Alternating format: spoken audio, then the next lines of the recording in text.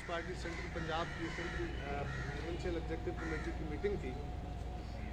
उसमें हमने 19 तारीख को जो इलेक्शन कमीशन के बाहर हम एहतजाज कर रहे हैं पीडीएम के प्लेटफॉर्म से, उसकी तैयारियों के बारे में और उसके बाद जो हमारी ऑन गोइंग इस वक्त रैलीज़ है पीडीएम की, उनके हवाले से तैयारियों का जायज़ा लिया गया। मुख्तलिफ टास्क डिफाइन हुए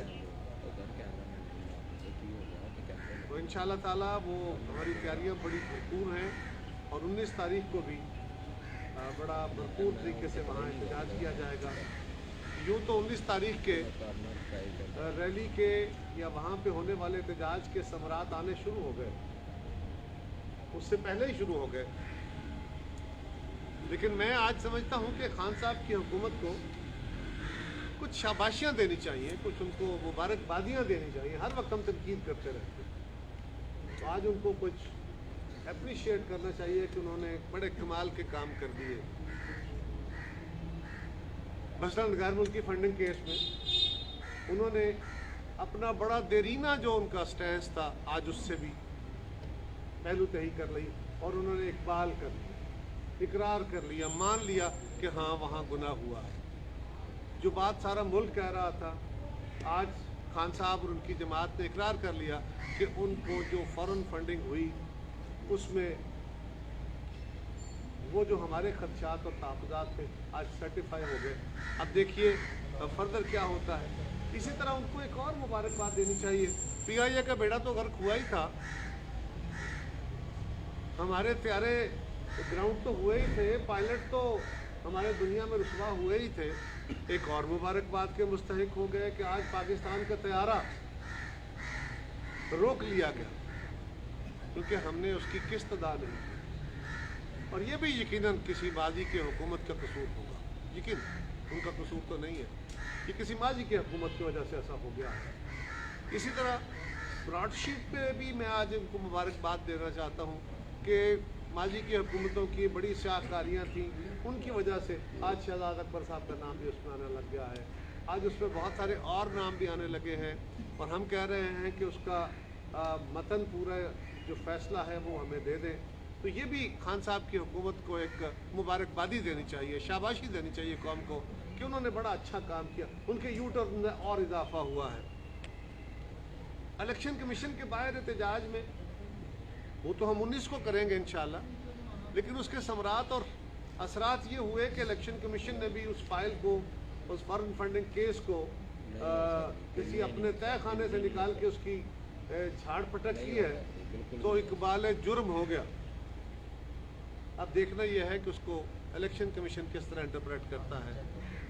और एक और मुबारकबाद भी खान साहब को देनी, शाबाशी देनी है कि उन्होंने कौम का एक और चाव पूरा कर दिया। 1 जनवरी को उन्होंने तेल के रेट बढ़ाए थे, आज फिर बढ़ा दिए। तेल के रेट बढ़ा दिए हैं, गैस के रेट बढ़ा दिए हैं, बिजली के रेट बढ़ाने जा रहे हैं, खाने पीने की अशिया महंगी हो गई हैं। और ये हम नहीं कह रहे, इस मुबारकबाद में हमारा कोई रोल नहीं है, बल्कि उनके अपने जो इदारे जो आदादो शुमार दे रहे हैं उनके मुताबिक उन्होंने पाकिस्तान के लोगों की ज़िंदगी में और तंगी और तुर्शी पैदा कर दी है और जहर भर दिया है और अभी और भरते जा रहे हैं, उसमें कोई कमी लाने को तैयार नहीं है। और वो कह रहे हैं कि हमने इकॉनमी को दुरुस्त करना है, हमने बेहतर फैसले करने हैं। बहुत दफ़ा कहा कि खान साहब आपको ये समझ नहीं आ सकेगी, इसलिए कि बाबुओं के काबू में रह के या बाबुओं के कहने मान के या सिर्फ आप फॉरेन जो मल्टीनेशनल्स हैं उनके कहने पे चल के अगर आप चाहें कि पाकिस्तान के लोगों को रिलीफ दे सके तो ये नहीं मिला करता।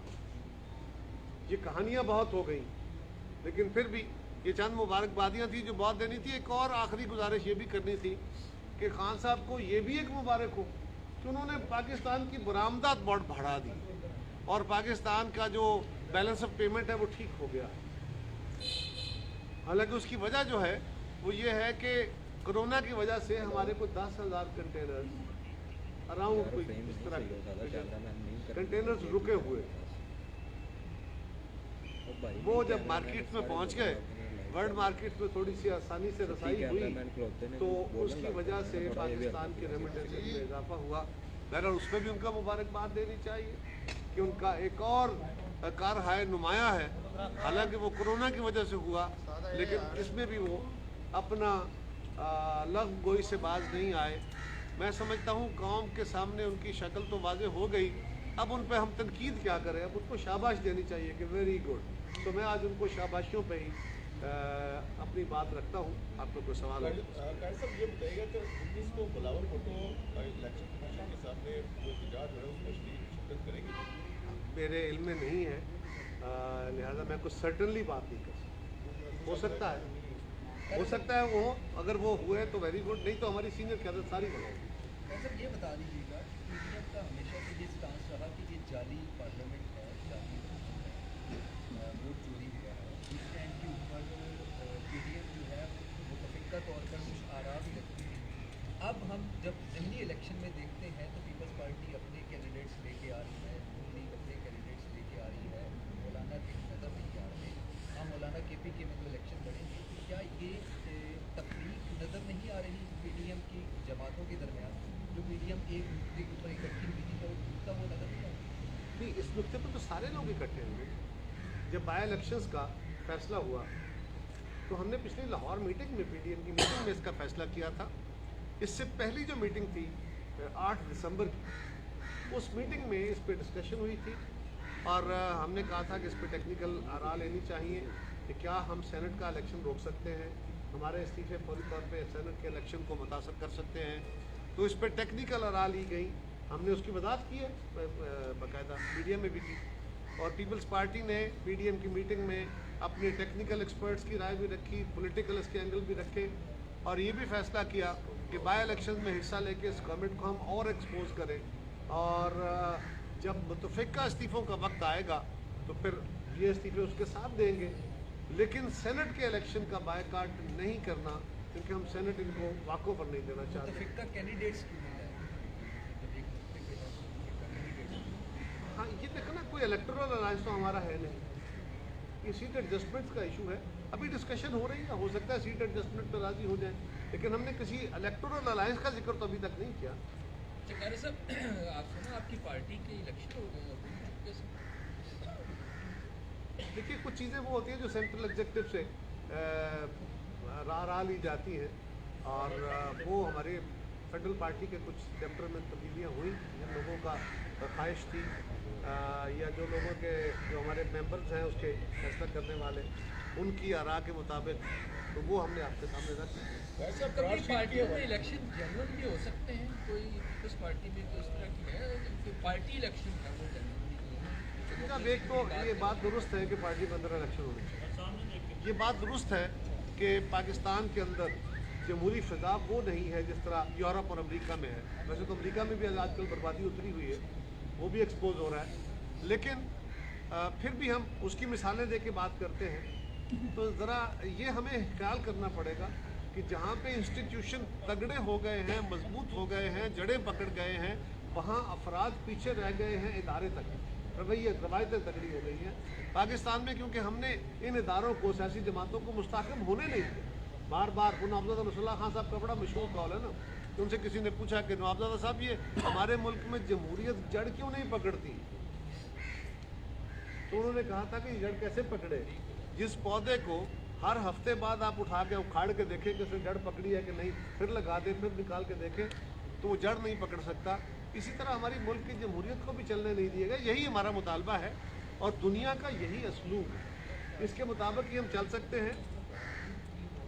तीसरी गुजारिश ये है कि इस मुल्क के अंदर बाकी इलेक्शंस पे तो लोगों का एतबार बनने दीजिए, जनरल इलेक्शन तो ठीक होने दीजिए, ये भी ठीक हो जाएंगे इंशाल्लाह, होने चाहिए। गाड़ी साहब, जो 7 अरब रुपये ब्रॉडशीट कंपनी के दिए गए हैं, वो पाकिस्तानी कौम का पैसा है। खान साहब कहा करते थे ये किसी के बाप का पैसा नहीं है, तो ये जो पैसा दिया गया आखिर इसका कोई ना कोई तो जिम्मेदार होगा। 1 रुपया खजाने में नहीं आया, उल्टा खजाने से ही गया, क्या कहेंगे? ये मिस मैनेजमेंट की एक आला मिसाल हो सकती है ना। इसको भी ये कहना कि जी माजी में ऐसा हो गया था, फलां दौर में ऐसा हो गया था। अगर केस चल रहा था तो माजी की हुकूमतें केस लड़ती रहीं, आज आपकी हुकूमत थी, उस केस के अंदर आपको बेहतर प्लीड करना था। अगर माजी में कोई कमज़ोर वकील या कमज़ोर मुकदमा लड़ा गया तो आप तो 2.5 साल से बैठे हुए हैं, आप उसकी करेक्शन कर लेते। या ये बताइए कौम को कि आपको पता ही नहीं चला कि कुछ ऐसा भी हो रहा है। मतलब ये बता दीजिएगा कि गुज़श्ता दिनों DGISPR ने जो है वो इतनी इजाज़त दे दी PDM को कि वो आए अपने चाय पिलाएँ। पॉइंट ये है कि वो एक इदारा है, ये एक सियासी इल्हाक को कैसे दावत दे सकते हैं, किस कैपेसिटी में आप क्या समझते हैं? इस जगह भी क्या बेहतर। देखिए, गुजारिश ये है कि हम इदारों को मीडिया के ज़रिए एंगेज नहीं करते।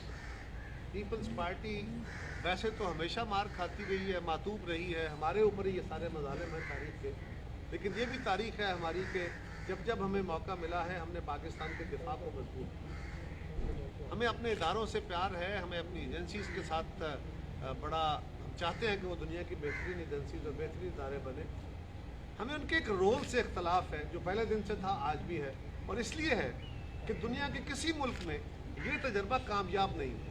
हमने भी 70-72 साल में बहुत सारे तजर्बे कर लिए, मार्शल लॉ लगा के देख लिए, कंट्रोल डेमोक्रेसी चला के देख ली, वज़ीर आज़म इम्पोर्ट करके देख लिए, हुकूमतें बना के गिरा के, जमातें बना के गिरा के। अब ये तजर्बों से सीख लेना चाहिए और दुनिया के तजर्बे के मुताबिक हमें डेमोक्रेटिक नॉर्म्स पे रहना चाहिए, यही हमारा मुतालबा है। मैं सिर्फ ये समझता हूँ कि उन पर सवाल हुआ तो उन्होंने उसके जवाब में यही कहा, मुनासिब भी यही था। ये उनके अपने शायद जो गुफ्तगू थी उसका हिस्सा नहीं था, लेकिन सवाल का जवाब तो बहरहाल देना होता है, तो उन्होंने मुनासिब तरीके से उस सवाल को ट्विस्ट कर दिया। यही शायद वक्त का तकाजा भी था। और मैं ये भी गुजारिश करूँ कि ये जो इशारा है ना कि पिंडी इस्लामाबाद का, हमें सिर्फ इस इशू से कि हमारे इदारों का सियासत में रोल नहीं होना चाहिए। उन्होंने भी फरमाया कि हम सियासत में मदाखलत नहीं करना चाहते, हमें ना घसीटे। तो मैंने उस पर बार बार यही कहा है कि माजी तो ऐसा नहीं है, ना करीब माजी करीब है, ना हाल है, ना माजी करीब है, ना माजी बईद है। वहाँ तो हम ये नहीं कह सकते कि मदाखलत नहीं है, लेकिन अगर आज से ऑनवर्ड भी हम इस पर सबक सीख कर अमल दरामद करें तो ये बहुत आला बात है, ये पाकिस्तान के मफाद का इशू है, हम उसको अप्रिशिएट करें। खैर साहब, आपके दोस्त तरीक़न साहब छोड़कर चले गए तो हज़ारा के इशू पर उन्होंने इस्तीफा दिया, क्या आपके पास दोबारा उनकी वापसी के इम्कानात हैं? देखिए, मैं इस पर कोई बात नहीं करता, ये बात उनसे पूछिए, मेरा ख्याल है ये उनसे मुतल्लिका सवाल है, वही जवाब दे दूँगा। आपसे कोई रास्ता है? नहीं, मेरे साथ और मेरे इल्म के मुताबिक हमारी जमात के साथ कोई रास्ता खैर साहब, ये इस्तीफा पहला नहीं है, इससे कबल भी इस्तीफे आ चुके हैं। आप क्या समझते हैं हुकूमत में कोई जो हुकूमती गुजरा है या जो मामलीन है उनमें कोई चक्कर चल रहा है, क्या है वो भी समझने का हुकूमत काम हो गई? वैसे तो कहते हैं ना, जब कश्ती डूबने लगती है तो बोझ उतारा करते हैं, तो ऐसा है। ऐसा ये बताइएगा कि गवर्नमेंट कोयटा के मामले पर मतलब क्या है कि मैनेजमेंट जो है वो उसमें कहाँ पे और था, आप क्या समझते हैं? You had been part of that delegation जब आप पहले मसला जो है वो देखिए, गुजारिश है, वहाँ 2 दफ़ा हमारे गवर्नमेंट में इत्तेफाक से, उस वक्त दहशतगर्दी बहुत ज़्यादा थी। उस वक्त तो हमारा GHQ भी, हमारे थाने भी, हमारे वज़ीर आज़म हाउस भी हर जगह अंडर अटैक थी। कोई हमारे ना इमाम बारगाह महफूज थी, ना हमारी मसाजिद महफूज थी, ना हमारे जनाजे महफूज थे। वो तो बड़ा मुश्किल वक्त था और पाकिस्तान श्रिंक हो रहा था, दहशतगर्दी फैल रही थी। उस दौर में भी 2 वाक़यात हुए हमारे दौर में। एक में वज़ीर आज़म साहब का मुतालबा हुआ, वो गए, दूसरे में उनके साथ भी मैं इत्तेफाक से साथ था, और दूसरे में मैं गया गवर्नर साहब को साथ लेके उनके पास, और दोनों दफ़ा हज़ारा बरादरी ने अपना दुखड़ा, अपना तकलीफ़, अपने साथ होने वाले मज़ालिम हमारे सामने बयान किए, और जो उनके जायज़ मुतालबात थे वो हमने माने। अब वो जो बंदा दुखा होता है, जिसके यहाँ नुकसान हुआ है और वो भी जानों का और तसलसल से हुआ है, वो बेचारा आहो बका ही कर सकता है ना। उन्होंने कोई सड़कें नहीं ब्लॉक की, उन्होंने कोई गाड़ियाँ नहीं तोड़ी, उन्होंने कोई आग नहीं लगाई, वो अपनी मैयतें रख के बैठ गए। और ये भी एहतजाज का एक बड़ा डाढ़ा रंग है। वज़ीर आज़म ने उनके साथ ज़िद करके और उनको ये लफ्ज़ कह के कि मुझे ब्लैकमेल न करें, ये उनकी तौहीन की है। हमें इस पर अफसोस है, हम इसको कंडेम करते हैं इस लफ्ज़ को। वज़ीर आज़म तो कौम का बाप की तरह रोल होता है, उसका तो बड़ा होता है, और हसूल ये होता है। वैसे तो दुनिया में जहाँ जहाँ इस तरह के कोई वाक़यात दुनिया में कहीं हों, जहाँ इस्टेब्लिश डेमोक्रेसीज या इदारे हों, वहाँ तो इदारे खुद हरकत में आते हैं, लोग इदारों से तवक्को करते हैं। लेकिन फिर भी अगर कोई एक्सेप्शनल बात हो जाती है तो सारी दुनिया में सरबराहान जो हैं वो वाक़या पे जाते हैं, मौके पे जाते हैं। मौके पे जाके को लोग वापस नहीं आ जाते, लेकिन मौके पे जाने से आप लोगों के दुखों का बतावा करते हैं, उनके गम में शामिल होते हैं और उस वाक़े की तरफ रियासत की पूरी जो है मशीनरी वो ज़्यादा तवज्जो करती है। हमारे जैसे मुल्कों के अंदर और ख़ासतौर पर पाकिस्तान में यहाँ सरकारी मशीनरी को हिलाने के लिए खासा तहारक और डंडा चलाना पड़ता है। तो ये अगर वज़ीर-ए-आज़म वहाँ जल्दी चले जाते हैं तो ज़्यादा बेहतर होता। अनफॉर्चुनेटली वो ऐसा नहीं कर सके और ये उनका कोई पहला नहीं है, अनोखे लाडले ऐसा करते रहते हैं। खैर साहब, गुज़िश्ता दिनों में जो है वो मियां नवाज शरीफ के आने के साथ इस्तीफों की शर्त पीपल्स पार्टी की जाने से शुरू किए जाने पर आपकी क्या कहना है? कि इसकी वजाहत हमने कर दी थी कि इस तरह का कोई जिक्र हमारी मीटिंग में नहीं हुआ था, ये पेपर की बात थी। और ये आपके जो दोस्त हैं ना जी, जो मखसूस खबरें चलाते थे और मखसूस जगह से लेके चलाते थे, ये उनके को मखसूस सोर्सेज हैं जिनसे ये खबर आई थी, वरना वो बात सारे फसाने में जिसका जिक्र न था वो बात उनको बहुत नागवार गुजरी है। ऐसा इन दिल्ली का भी कोई चल रही है कोई बातचीत? देखिए, हम पीडीएम में ये बात बहरहाल है, हमने जो एलामिया साइन किया हुआ है उसमें ये बात शामिल है कि हम इन हाउस तब्दीली की कोशिश भी करेंगे, हम अदम एतमाद की कोशिश भी करेंगे, हम अदालतों में भी केस लेके जाएंगे। तो ये ऑनगोइंग प्रोसेस है। बहुत शुक्रिया, बड़ी मेहरबानी जनाब।